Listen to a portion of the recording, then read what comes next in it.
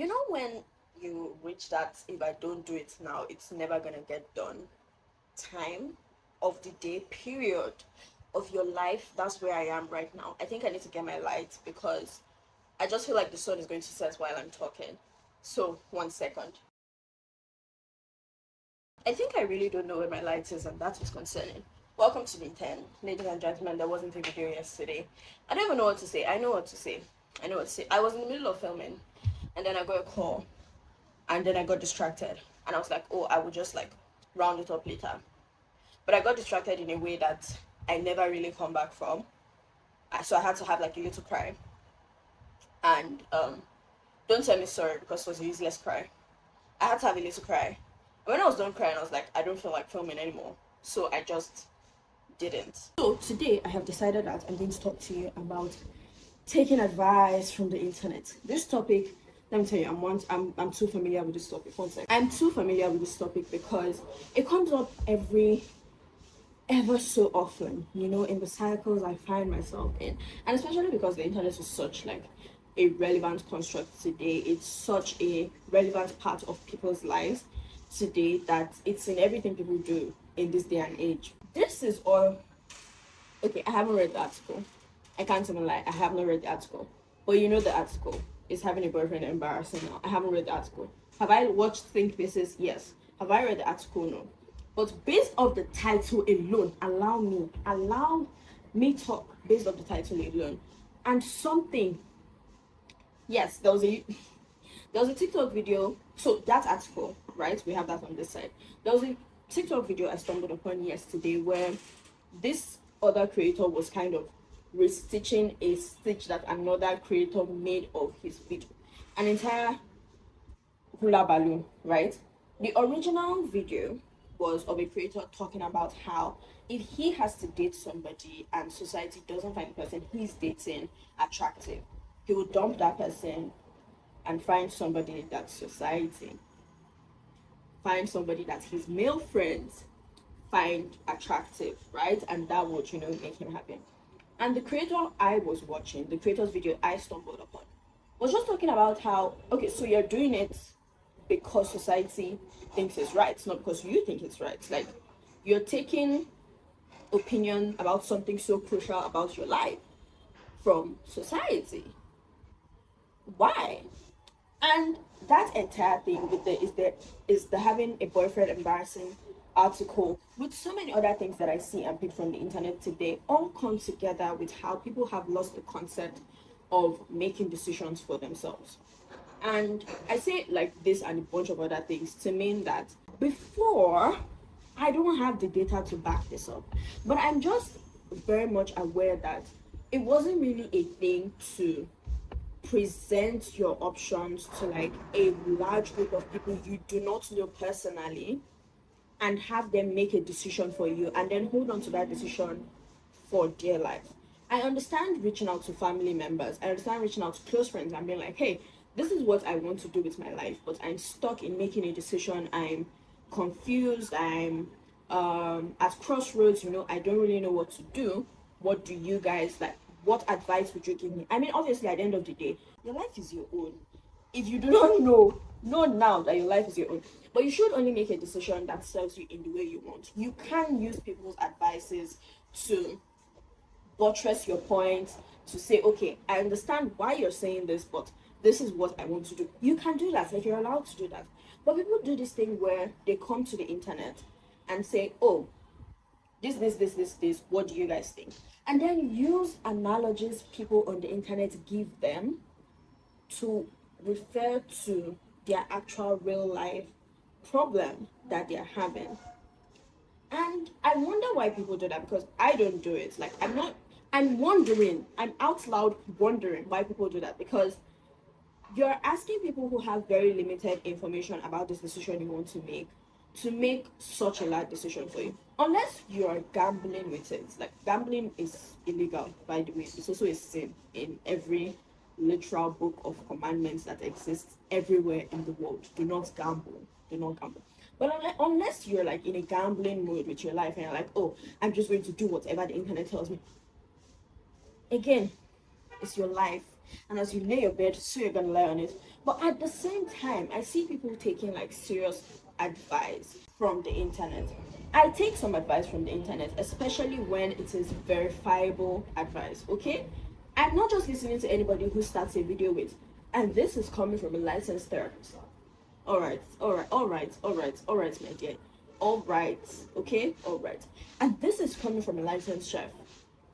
Your license doesn't really mean anything to me. You're speaking to my phone, not me. I am going to do what I want to do at the end of the day.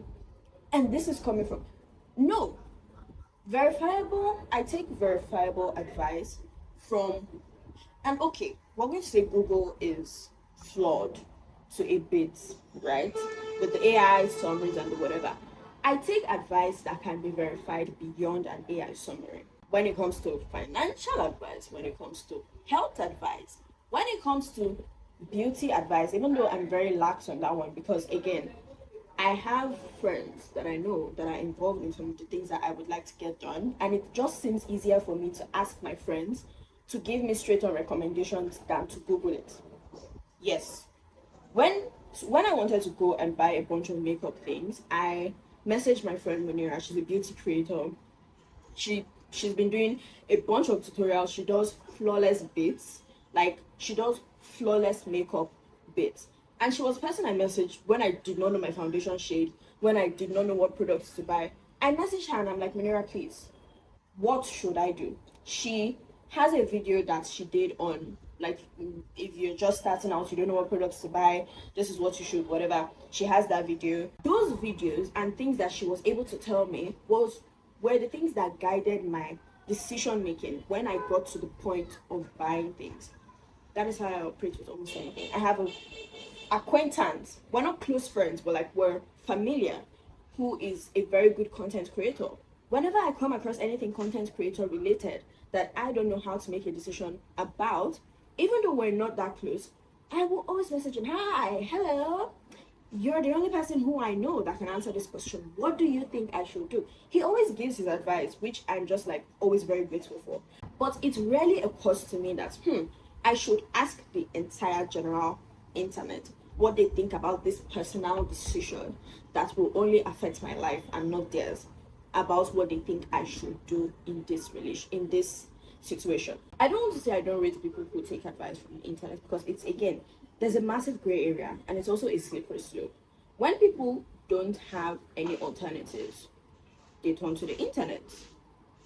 Notice how I said any alternatives, they turn to the internet, which is also another thing. Like, this thing, it goes very deep. Like, it's a conversation that goes very deep, because it also now brings up the concept of community. People don't have close community people that they can ask certain questions, ask very stupid questions. That's even the point. People don't have a close community that they can ask stupid questions anymore, and that is depriving them of the solace of having a close-knit group where all your secrets are kept, not the internet. I, on the other hand, to very much brag, have a plethora of people where I can type the stupidest things on the internet, not on the internet, definitely, stupidest things in our private messages, and be like, what do you think about this really stupid thing that I want to do? And get their actual opinions. Yeah, that's how I go about things. But I just really find it interesting. Like, obviously, because of the beansoupification of the internet, I have to say, oh, it's everybody's decision and everybody's choice to do whatever they want to do. But I just feel like if somebody is trying to get actual help about a situation, about something, your first, that is also a slippery slope. Because of the beansoupification of the internet, I have to say, oh, it's everybody's decision and everybody should do and can do whatever it is they want to do. I just think people should be more careful with the type of information that they fully accept into their lives from the internet. Because at the end of the day, not everybody has your good interest at heart. Again, you're watching this video of me giving you my advice on what I think you should do in regards to receiving advice from the internet. And again, take it with a grain, a pinch, take it with a cup of salt, okay? Sprinkle the cup of salt with it. I think it's also the thing where people are forgetting nuance. People are forgetting that not everything said on the internet applies to you. There's a lot of grammar and a lot of big English. There's a word for that. If I remember the word or find the word, I'll put it on the screen. But there's a lot of some things just happen.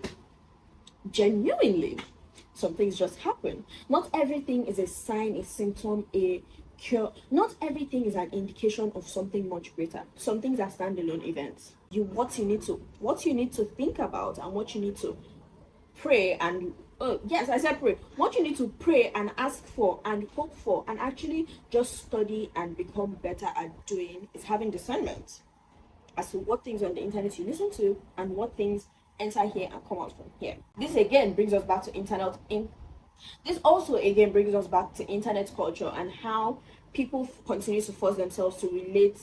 People continue to force themselves to interact with things on the internet that, number one, they don't agree with. Number two, irritates them. So say, not even say, you consistently see something somebody posts on the internet, like somebody you don't even follow. You just consistently come across their posts on the internet, and this person pisses you off. Like every single thing they do pisses you off. Your first point of action should not be to comment under their post. Do you know you're so annoying? No. Your first point of action should be to block the person. Because guess what? The same way you're using your internet is the same way they're using their internet to do whatever it is they want to do. And unfortunately, also fortunately, they don't have to reduce themselves to cater to your own needs and the fact that you find them annoying. They're allowed to do whatever it is they want to do. Surprisingly, and also unsurprisingly, the same way you're allowed to do whatever you want to do on the internet, the same way they're allowed to do whatever they want to do on the internet. Anyways, I'm going to round up very quickly. But internet etiquette is a topic that I can sit down and talk about for a very long time, because people continue to do things on the internet that make it seem like the internet is not forever. The internet is forever. The internet is not going away. It's here forever. But internet etiquette is something that I can talk about forever, because people use the internet in a way that it's not clear what's happening. And again, because of the beansoupification of the motherfucking internet, I have to sit here and say it is everybody's choice and decision to do whatever they want to do. You have to be civil. Oh, I don't owe anybody anything, no. You owe me civility. You owe me basic human being etiquette on the interwebs. Anyways, I'm done ranting about the internet. I'm sorry about yesterday. I was in my emotions a lot and I didn't want to do it. So one day I'm going to have to do 2 videos in a day, because I said 31 videos and it's going to have to be 31 videos. This has been fun as always. Something to share. At work, there was something I did not want to do.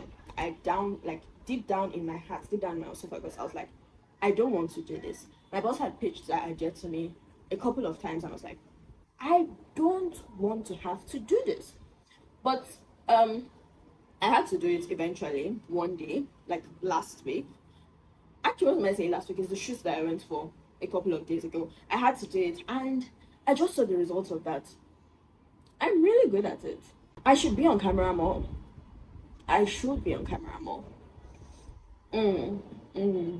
This has been fun as always. I have been saying, find me anywhere else on the interwebs. I will be there.